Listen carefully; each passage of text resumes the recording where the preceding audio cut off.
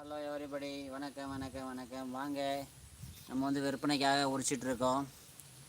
சொந்த காய் தான், சொந்த மரத்துலேருந்து நம்மளே வெட்டி, யாரும் ஆள் வச்சு வெட்டல, நானே மரத்தில் ஏறி வெட்டி நம்மளே வந்து விற்கிறோம். எல்லாருமே வெட்டி விற்க முடியும். ஆனால் வந்து விவசாயிகளால் அத்தனை வேலையும் வந்து ஒருத்தரே செஞ்சோம்னா அது எல்லா வேலையும் செய்கிறதுக்கு ஆள் கிடைக்காது.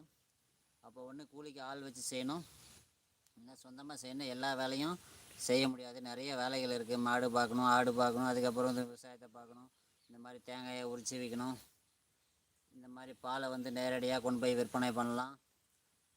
எல்லாத்தையும் வந்து செய்ய முடியாது. ஸோ அதனால தான் வந்து விவசாயிகளால் வந்து அதிகமாக முன்னேற முடியறதில்ல.